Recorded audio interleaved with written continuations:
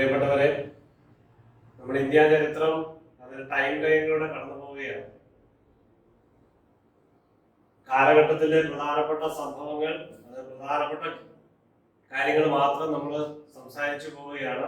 നിങ്ങളെല്ലാവരും നോട്ട് എഴുതിയെടുത്ത് കൂടുതൽ detailed study ആവശ്യമുള്ളിടത്ത് നിങ്ങൾ പഠിക്കുന്നുണ്ട്, മനസ്സിലാക്കി പഠിക്കുന്നുണ്ടെന്ന് ഞാൻ മനസ്സിലാക്കുകയാണ്. കഴിഞ്ഞ ക്ലാസ്സിൽ ഏൻഷ്യന്റ് ഇന്ത്യൻ ഹിസ്റ്ററിയുടെ പ്രധാനപ്പെട്ട സംഭവങ്ങൾ, ഡേറ്റ്, പ്രധാനപ്പെട്ട വ്യക്തികൾ നമ്മൾ കണ്ടു. അതിനുശേഷം മീഡിയവൽ ഹിസ്റ്ററി നമ്മൾ കുറച്ച് കാര്യങ്ങൾ കണ്ടു. അക്ബർ, മുഗൾ എംപറർ ആയിരുന്ന അക്ബറിന്റെ കാലഘട്ടം വരെ എത്തി നിൽക്കുകയാണ്. അദ്ദേഹത്തിന്റെ അവസാനം നമ്മൾ കണ്ടത് അക്ബർ സ്ഥാപിച്ച മതം ദിൻ-ഇ-ഇലാഹി 1582 പ്രധാനമായിട്ട് ഇസ്ലാം മതത്തെയും ഹിന്ദു മതത്തിന്റെ ചില മൂല്യങ്ങൾ ഉൾക്കൊണ്ടുകൊണ്ട് രണ്ടും കൂടി സമഗ്രമായിട്ട് ചേർത്തുകൊണ്ട് അദ്ദേഹം സ്ഥാപിച്ച മതമായിരുന്നു ദിൻ-ഇ-ഇലാഹി. എങ്കിലും അത് പ്രതീക്ഷിച്ച പോലെ വിജയം കണ്ടില്ല എന്നുള്ളതാണ് സത്യം. നമ്മൾ ഇന്ന് ബാറ്റിൽ ഓഫ് തളിക്കോട്ടയോട് കൂടി ആരംഭിക്കുകയാണ്. 1565 ബാറ്റിൽ ഓഫ് തളിക്കോട്ട. എന്തായിരുന്നു ഈ battle of Talikota? Watershed battle. എന്താണ് വാട്ടർഷെഡ് എന്ന് പറഞ്ഞാൽ? Watershed is a turning point, historical moment. അതാണ് വാട്ടർഷെഡ് എന്ന് പറയുന്നത്. പ്രധാനപ്പെട്ട ഒരു സംഭവമായിട്ടാണ് watershed battle fought between the Vijayanagara Empire and the Deccan Sultanate. മുഗളന്മാരുമായിട്ടുള്ള ബന്ധമല്ല, വിജയനഗരവും ഡെക്കാൻ സൽത്തനേറ്റുമായിട്ടുള്ള ബാറ്റിലായിരുന്നു battle of Talikota 1565. An alliance of Muslim rulers in Deccan defeats and destroys Vijayanagara Empire. അതാണ് അതിന്റെ പ്രത്യേകത. മുസ്ലിം റൂളേഴ്സ്, ഡെക്കാനിലെ മുസ്ലിം റൂളേഴ്സ് വിജയനഗര എംപയറിനെ മുഴുവൻ നശിപ്പിച്ച ബാറ്റിലായിരുന്നു 1565 ബാറ്റിൽ of Talikota. Okay. War ended in greatly weakening one of the greatest Indian empires originating from the south before Maratha. മറാത്തയ്ക്ക് മുമ്പ് വിജയനഗര സാമ്രാജ്യമായിരുന്നു ആ കാലഘട്ടത്തിൽ central ഇന്ത്യയിൽ അല്ലെങ്കിൽ ഡെക്കാൻ ഏരിയയിൽ ഉണ്ടായിരുന്നത്. അതിന്റെ അവസാനമാണ് ഈ വാർ. അതാണ് ഈ വാറിന്റെ പ്രത്യേകത. വിജയനഗര സാമ്രാജ്യത്തിന്റെ അവസാനം. Talikota is situated in northern Karnataka, about 80 kilometers to the southeast from the city of Bijapur. Bijapurna ഏകദേശം 80 കിലോമീറ്റർ അകലെയാണ് ഈ തളിക്കോട്ട എന്ന സ്ഥലം. ഓക്കെ. ഈ ഫാൾ ഓഫ് ചിറ്റഗഡ് 1565. ചിറ്റഗഡ് എന്നാണ് ഈ ചിറ്റഗഡ് എന്നാണ് ഇതിന്റെ ഉച്ചാരണം. അത് 1562. എന്തായിരുന്നു ആ fall of Chittorgarh? Fall of Rajasthani fortress. Rajasthan fortress ആയിരുന്നു ഇത് Chittor 1568. when the Mughal army succeeded. Mughal ആർമിയാണ് ഈ ചിറ്റോർഗഡ് പിടിച്ചെടുത്തത്. Approaching the റാംപാർട്സ്. റാംപാർട്സ് എന്ന് പറഞ്ഞാൽ കോട്ട തളങ്ങൾ എന്നൊക്കെ പറയില്ലേ, അടുത്ത് കോട്ടയുടെ അടുത്തേക്ക് അല്ലെങ്കിൽ അതിന് ചുറ്റപ്പെട്ട് കിടക്കുന്ന നിയന്ത്രിത കവചത്തിന്റെ അടുത്തേക്ക് എത്തിക്കാൻ ramparts by constructing covered defences. Okay. The siege of Chittorgarh എന്നായിരുന്നു അത് ഒക്ടോബർ 20, 1567 മുതൽ 1568 ഫെബ്രുവരി 24 വരെ was a part of campaign of the Mughal Empire against the kingdom of Mewar. Mewar കിങ്ഡത്തിന് എതിരെയുള്ള മുഗളന്മാരുടെ ആക്രമണമായിരുന്നു. മേവാർ രാജസ്ഥാനിലെ മേവാർ, റാണ പ്രതാപിന്റെ ഒക്കെ രാജ്യം, രാജസ്ഥാൻ രാജപുത്രന്മാരുടെ ഒക്കെ കേന്ദ്രമായിരുന്ന സ്ഥലം. ഓക്കെ. അപ്പൊ ഡെത്ത് ഓഫ് റാണ പ്രതാപ്. മേവാർ രാജവംശത്തിലെ രാജാവായിരുന്ന റാണ പ്രതാപ്, ഇദ്ദേഹം മഹാറാണ പ്രതാപ് എന്നാണ് അറിയപ്പെട്ടിരുന്നത്. മേവാർ വംശത്തിലെ ഏറ്റവും പ്രധാനപ്പെട്ട ചക്രവർത്തിയായിരുന്നു മഹാറാണ പ്രതാപ്. അദ്ദേഹം കൊല്ലപ്പെട്ടത് നമ്മളിപ്പോൾ കാണും. റാണ പ്രതാപ് 1540 മുതൽ 1597 വരെയുള്ള കാലഘട്ടമാണ്. പോപ്പുലറാണ് Maharana Pratap. The rule of Mewar, a region in northwestern India in the present state of Rajasthan. രാജസ്ഥാനിലെ മേവാർ പ്രദേശം, മേവാർ രാജ്യം എന്ന് വേണമെങ്കിൽ പറയാം. Pratap died injuries sustained in a hunting accident. അദ്ദേഹം വേട്ടയാടാൻ പോയപ്പോൾ, ഹണ്ടിങ് നടത്താനായിട്ട് പോയപ്പോഴാണ് ആക്സിഡന്റ് പറ്റിയ ചാവന്ത് ക്യാപിറ്റൽ അടുത്താണ് ഇദ്ദേഹത്തിന് വെച്ച് ഇഞ്ചുറി പറ്റിയത് ഹണ്ടിങ്ങിനിടയിൽ. അങ്ങനെ ജൂൺ 29, 1597 ജനുവരി 29, 1597 57ാമത്തെ വയസ്സിൽ അദ്ദേഹം മരിക്കുകയാണ്. അതാണ് മഹാറാണ പ്രതാപ് മേവാർ. രാജസ്ഥാൻ മേവാർ രാജവംശം അല്ലെങ്കിൽ രാജസ്ഥാനിലെ പ്രധാനപ്പെട്ട ഒരു ഭരണാധികാരിയായിരുന്നു മഹാറാണ പ്രതാപ്. ഓക്കെ. ഇനി പ്രധാനപ്പെട്ട മറ്റൊരു സംഭവം 1600 ഈസ്റ്റ് ഇന്ത്യ കമ്പനി കോൺസ്റ്റിറ്റ്യൂട്ട്. അത് പ്രധാനപ്പെട്ട ഇന്ത്യ ചരിത്രത്തിലെ ഏറ്റവും പ്രധാനപ്പെട്ട ഒരു സംഭവമാണെങ്കിൽ പറയാം. East India Company constitute charter signed by Queen Elizabeth first എന്നായിരുന്നു 1600. 1600 ഒരിക്കലും മറക്കരുത്. ഈസ്റ്റ് ഇന്ത്യ കമ്പനി ഇന്ത്യയിൽ ആരംഭിക്കുകയാണ് 1600. The East India Company was founded in 1600 as the Company of Merchants of London trading in the East India Company. Now, Company of Merchants in London. Company of Merchants in London trading East Indies. അവരുടെ eastern പ്രദേശങ്ങളിൽ trade ചെയ്യാനുള്ള ഒരു കമ്പനിയായിട്ട് ലണ്ടനിലുള്ള മർച്ചന്റ്സിന്റെ ഒരു company. Okay, it gained a foothold in India in with the establishment of a factory of മുസോളിപട്ടണം ഫാക്ടറിയിൽ സ്ഥാപനത്തിലൂടെയാണ് അതിൽ ഏറ്റവും ശക്തമായ സാന്നിധ്യം company ഉറപ്പുവരുത്തുന്നത്. on the eastern coast of India in 1611 and the grant of rights to establish a factory in Surat 1612 by the Mughal Emperor. ജഹാംഗീറിന്റെ കാലഘട്ടത്തിലാണ് അക്ബർ 1605 മരിക്കുന്നു. 1605 ശേഷം അക്ബറിന്റെ പുത്രനായ ജഹാംഗീറാണ് ഈ സൂറത്തില് ഫാക്ടറി സ്ഥാപിക്കാനായിട്ട് അനുവാദം കൊടുക്കുന്നത്. മസൂറി പട്ടണത്തിൽ 1611 സൂറത്തിൽ 1612 ഈ കമ്പനിയുടെ ഫാക്ടറി സ്ഥാപിക്കുന്നതോട് കൂടെയാണ് ഈസ്റ്റ് ഇന്ത്യ കമ്പനിയുടെ ശക്തമായ സാന്നിധ്യം ഇന്ത്യയിൽ ഉറപ്പുവരുന്നത്. 1600 ചാർട്ടർ ആക്ടിലൂടെ എലിസബത്ത് ഫസ്റ്റ് സൈൻ ചെയ്തുകൊണ്ട് ആരംഭിക്കുന്നു കമ്പനി. കമ്പനി എന്ന് പറയുമ്പോൾ ലണ്ടനിലെ മെർച്ചന്റ്സിന്റെ ഒരു കമ്പനിയാണ്. ഈസ്റ്റ് ഇന്ത്യയിൽ വർക്ക് ചെയ്യാൻ വേണ്ടി, ഈസ്റ്റ് ഇന്ത്യയിൽ ട്രേഡ് ചെയ്യാൻ വേണ്ടി. ഓക്കെ, റൈറ്റ്, നിങ്ങൾക്ക് മനസ്സിലായെന്ന് വിചാരിക്കുന്നു. നേരത്തെ തന്നെ അറിയാവുന്ന കാര്യമാണ്. ഇനി ഡച്ച് ഈസ്റ്റ് ഇന്ത്യ കമ്പനി 1602. ഇംഗ്ലീഷുകാരെ തൊട്ട് പുറകെ വന്നത് ഡച്ച്. ആദ്യം പോർച്ചുഗീസുകാര്, പിന്നെ ഇംഗ്ലീഷുകാര്, അതിന് തൊട്ട് പുറകെ ഡച്ചുകാരാണ്. ഡച്ചുകാരുടെ എംബ്ലം നോക്കിയ VOC എന്ന് പറയുന്നത് അതിന്റെ ഫുൾ ഫോം നമ്മൾ വായിച്ചു നോക്കുക. ഡച്ച് അറിയാവുന്നത് വായിക്കുക. ഈ റെഡ് ഇങ്ങനെയുള്ളത്. ഓക്കെ, എനിക്കത് വായിക്കാൻ അറിയില്ല. എനിവേ വായിച്ചു നോക്കുക. The United East India Company referred to by the British as Dutch East India Company. United East India Company എന്നാണ് ഡച്ച് ഈസ്റ്റ് ഇന്ത്യ കമ്പനി പറയുന്നത്. ബ്രിട്ടീഷുകാർ അതിനെ ഡച്ച് ഈസ്റ്റ് ഇന്ത്യ കമ്പനി എന്ന് വിളിക്കുന്നു. was originally established a chartered company ആയിട്ട് 1602 when the Dutch government granted it. ഈ കമ്പനിക്ക് Dutch government 21 വർഷത്തെ മോണോപോളി, സ്പൈസ് ട്രേഡിനുള്ള മോണോപോളി, ഡച്ച് സ്പൈസ് ട്രേഡിനുള്ള മോണോപോളി കമ്പനിക്ക് കൊടുത്തത് വഴിയായിട്ടാണ് ഈ 1602 ഈ കമ്പനി സ്ഥാപിതമാകുന്നത്. Right, okay. It is often considered to have been the first multinational corporation in the world, and it was the first company to issue stock. First multinational corporation. ഇത് multinational കോർപ്പറേഷന്റെ കാലഘട്ടമാണ്. Multinational corporation MNC നിങ്ങൾ കേട്ടിട്ടുണ്ടാവും. Company, വലിയ multinational കമ്പനിയുടെ കാലഘട്ടമാണ് ഇന്ന്. നമുക്ക് ഇതിനെ മനസ്സിലാക്കാൻ എളുപ്പമായിരിക്കും. പക്ഷെ ആദ്യത്തെ മൾട്ടിനാഷണൽ കമ്പനിയായിട്ട് അറിയപ്പെടുന്നതും ആദ്യം സ്റ്റോക്ക് നിങ്ങൾക്ക് അറിയാം, സ്റ്റോക്ക് എക്സ്ചേഞ്ച് എന്ന് കേട്ടിട്ടുണ്ടാവും. അത് ഉദാഹരണത്തിന് ഷെയർ മാർക്കറ്റിൽ പ്രവർത്തിക്കുക, ഷെയർ കൊടുക്കുക, അല്ലെങ്കിൽ ആ ഒരു ചിന്ത നിങ്ങൾ മനസ്സിലാക്കിയാൽ എക്കണോമിക്സ് പഠിക്കും കൂടുതൽ ക്ലിയർ ആവും. അപ്പൊ ഇതാണ് ഡച്ചുകാരാണ് ആദ്യമായിട്ട് തുടങ്ങുന്നത്. It was a powerful company possessing quasi-governmental powers. Quasi എന്ന് പറഞ്ഞാൽ പകുതി ഗവൺമെന്റിന്റെ പവർ ഉള്ള ഒരു കമ്പനിയായിരുന്നു. Including the ability to wage war. ഒരു ഗവൺമെന്റിന്റെ അധികാരത്തിൽപ്പെട്ടതാണ് ഈ വേജ് വാർ നടത്തുക, ഇംപ്രസൺ ചെയ്യുക, അതായത് ജയിലിൽ അടയ്ക്കുക, ഒക്കെ ആൻഡ് എക്സിക്യൂട്ട് കൺവിക്ട്സ്, കുറ്റവാളികളെ ശിക്ഷിക്കുക, നെഗോഷിയേറ്റ് ട്രീറ്റി, ഉടമ്പടി നടത്തുക, അല്ല സ്ട്രൈക്ക് ഇറ്റ്സ് ഓൺ കോയിൻ ഉണ്ടാക്കുക, ആൻഡ് എസ്റ്റാബ്ലിഷ് കോളനി. അപ്പോൾ ഒരു ഗവൺമെന്റിന്റെ പവർ, ഗവൺമെന്റിന്റെ ഫുൾ പവർ അല്ലെങ്കിൽ ഒരു ക്വാസി ഗവൺമെന്റൽ പവർ, ഇങ്ങനെയുള്ള കാര്യങ്ങളൊക്കെ ചെയ്യാനായിട്ടുള്ള പവർ ഉള്ള കമ്പനി ആയിരുന്നു ഈ കമ്പനി. അതുകൊണ്ട് തന്നെ പവർഫുൾ ആയിരുന്നു ഡച്ച് ഈസ്റ്റ് ഇന്ത്യ കമ്പനി.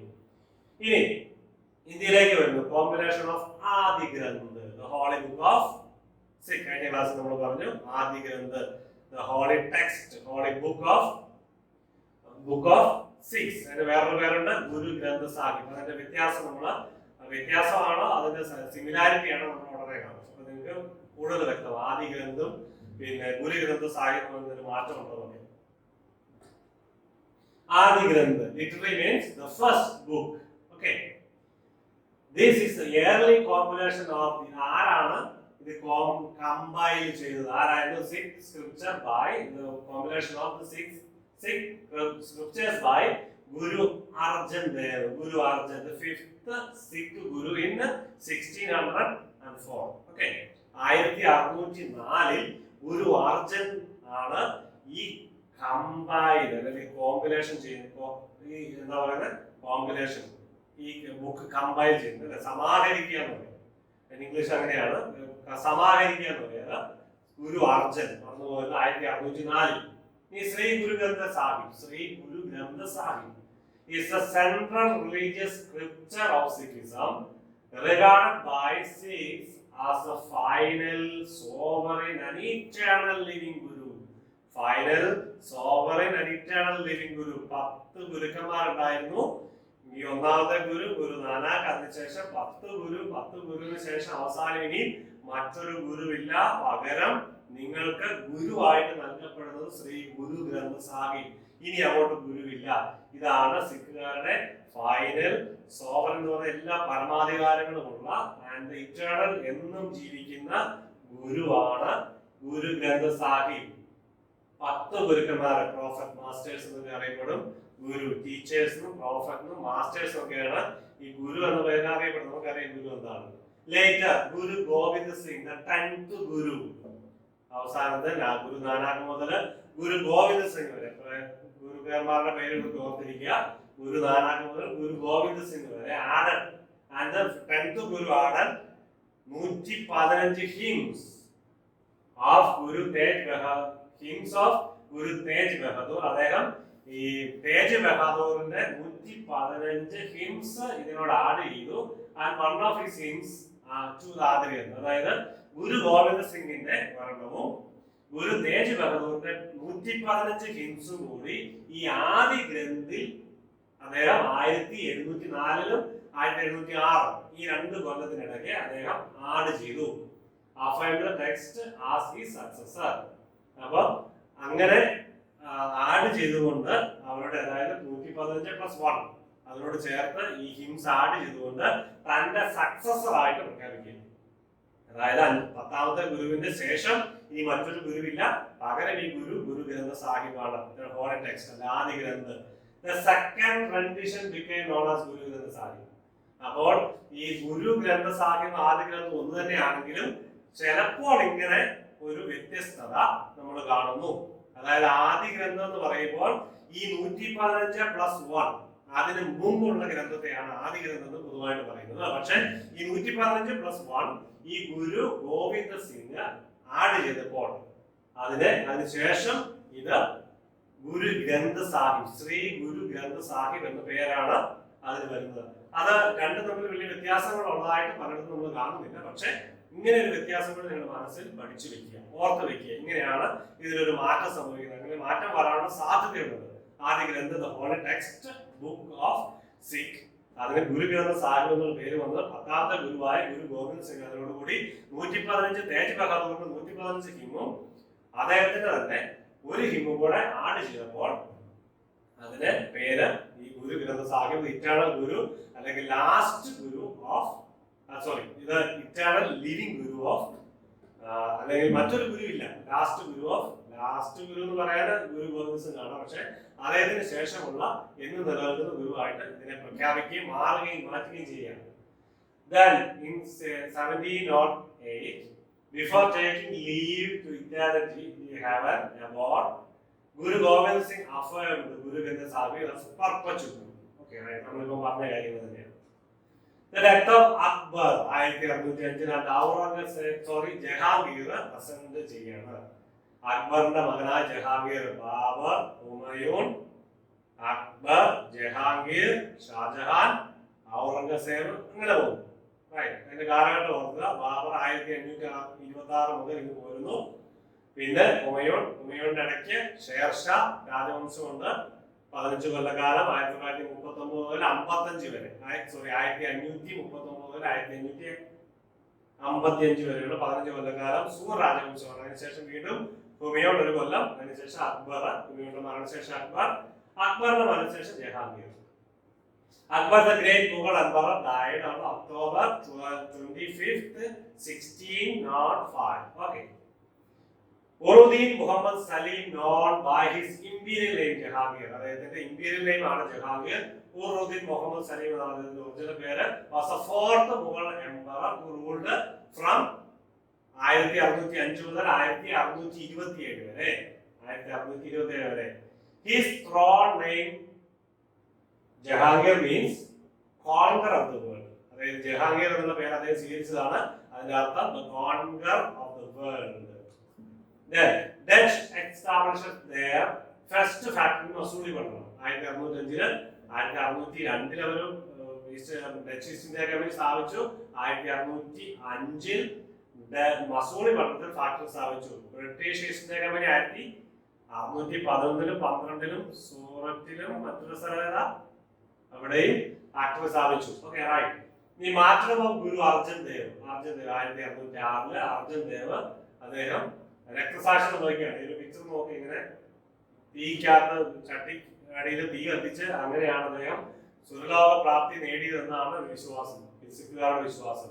ഇനി ഡച്ച് ഓപ്പൺ ഫാക്ടറി പുലിക്കത്ത് 1609 ഫാക്ടറി പുലിക്കാത്തില് സ്ഥാപിതമാവുകയാണ്. പുലിക്കാത്ത് എവിടെയാണ്? സീപോർട്ട് എയർപോർട്ട്, എയർപോർട്ട് അല്ല, സീപോർട്ട് എന്ന് പറഞ്ഞാൽ തുറമുഖം. In one of the few natural harbors on the Coromandel coast of South India.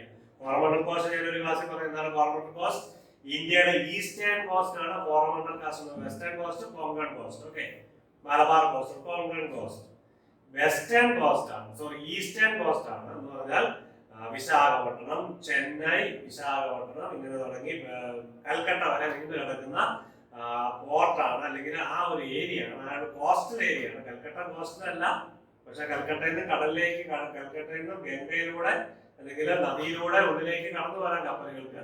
പക്ഷെ കൽക്കട്ട അവിടെ ആ ഒരു കോസ്റ്റ് ആണ്, തീരപ്രദേശത്തിനാണ് കോറമണ്ടൽ കോസ്റ്റ്. ആ കോറമണ്ടൽ കോസ്റ്റ് ആണ് തമിഴ്നാട്ടിലാണ്. ഈ പുലിക്കത്ത് ലേക്കിനടുത്താണ് പുലിക്കത്ത്. പുലിക്കത്ത് ഈസ് നോട്ടബിൾ ആണ്. അത് മാപ്പ് എടുത്ത് നോക്കുക നിങ്ങൾ, എവിടെയാണ് ഇതിന്റെ ലൊക്കേഷൻ എന്ന് മനസ്സിലാക്കുക.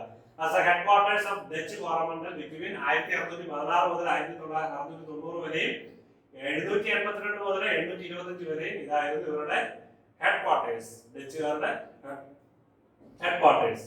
ഇനി sir Thomas raw visit and gives permission to set up their factory in Surat. ഇത് ഇംഗ്ലീഷുകാരനാണ്. ഇംഗ്ലീഷുകാരൻ ഫാക്ടറി 1613 സ്ഥാപിതമായി സൂറത്തിലെ ഇംഗ്ലീഷുകാരുടെ.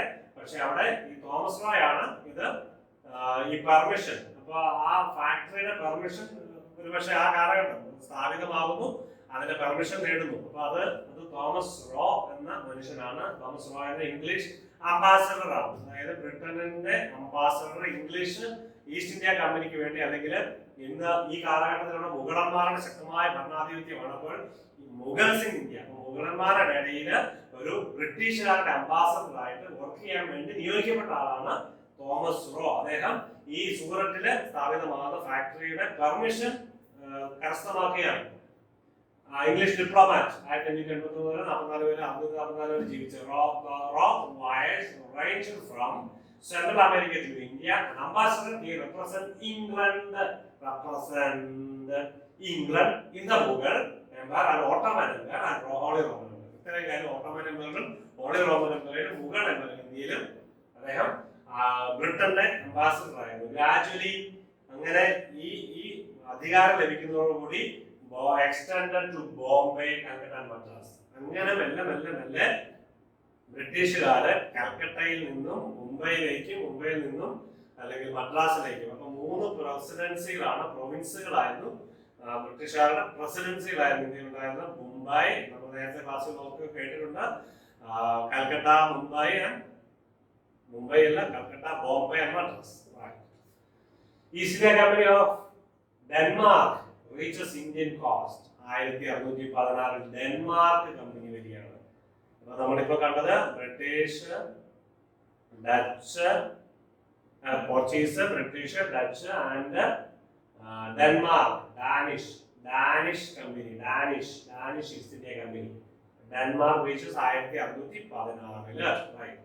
The Danish East India Company refers to two separate Danish chartered company. രണ്ട് separate chartered company ആയിട്ടാണ്. The first company operated between 1616 and 1650. ആയ company. The second company existed 1670 to 1729. However, in 1730, it was reformed as Asiatic Company. അങ്ങനെ രണ്ട് കമ്പനിയായിട്ടാണ് മനസ്സിലാക്കിയിരുന്നാൽ മതി. Danish east India company രണ്ട് കമ്പനിയായിട്ടാണ് ഇന്ത്യയിൽ work ചെയ്യുന്നത്. Separate company ആയിട്ടാണ് ഇന്ത്യയിൽ വർക്ക് ചെയ്യുന്നത്. ആദ്യത്തെ കമ്പനി 1616 മുതൽ 50 വരെയും രണ്ടാമത്തെ കമ്പനി 1670 മുതൽ 1720 വരെയും. അങ്ങനെ 1730 അത് ഏഷ്യാറ്റിക് കമ്പനിയായിട്ട് മാറി. അത് റീഫൗണ്ടഡ്, അത് വീണ്ടും പുനഃസ്ഥാപിക്കപ്പെട്ടു. ഏഷ്യാറ്റിക് കമ്പനിയായിട്ട്. ഏതായിരുന്നു? Danish company. ഇനി Jahangir grants permission to the Dutch to trade in his territories. 1619 ഡച്ചുകാർക്ക് തന്റെ ടെറിട്ടറിയിൽ ട്രേഡ് നടത്താനായിട്ട് മുഗൾ എംപറർ ആയിരുന്ന ജഹാംഗീർ അനുവാദം കൊടുക്കുന്നു. നമ്മൾ ഇതോടുകൂടി ക്ലാസ് അവസാനിപ്പിക്കുകയാണ്. ജഹാംഗീറിന്റെ പെർമിഷനോടുകൂടി നമ്മുടെ ക്ലാസ് അവസാനിപ്പിക്കുന്നു. ഓക്കെ, അടുത്ത ക്ലാസ്സുമായിട്ട് നമ്മൾ തൊട്ടടുത്ത് തന്നെ വരുന്നതായിരിക്കും. നിങ്ങൾ നന്നായിട്ട് പഠിക്കുക. കൂടുതൽ നോട്ടൊക്കെ എഴുതിയെടുക്കാനും ഇതിൽ നിന്നും കൂടുതൽ പഠിച്ചു പോകാനുള്ളത് കൊണ്ടാണ് ഞാൻ അധികം വലിയൊരു അരമണിക്കൂർ ക്ലാസ് ആയിട്ട് എടുക്കാതെ ഇച്ചിരി ചുരുക്കി കൊണ്ടുപോകാനായിട്ട് ശ്രമിക്കുന്നത്. ഹിസ്റ്ററി എന്ന് പറഞ്ഞാൽ ഇത്രയൊന്നും അല്ല, ഒത്തിരി ഉണ്ടെന്നുള്ളത് ഓർത്തിരിക്കുക. ഒത്തിരി പഠിച്ചാലും തീരെ വരാത്തതാണ് ഇന്ത്യൻ ഹിസ്റ്ററി, വേൾഡ് ഹിസ്റ്ററി ഒക്കെ. അപ്പൊ ഹിസ്റ്ററിയുടെ നിങ്ങൾക്കൊരു ഇൻസ്പിറേഷൻ, ഒരു താല്പര്യം ഉണ്ടാകുന്നതിന് വേണ്ടിയാണ് നിങ്ങൾ ടൈം ലൈനിലേക്ക് നമ്മൾ പോകുന്നത്. ഓക്കെ, നിങ്ങൾക്ക് എല്ലാവർക്കും പ്രത്യേകം നന്ദി. അടുത്ത ക്ലാസ്സുമായി നമ്മൾ ഉടനെ വരുന്നതായിരിക്കും.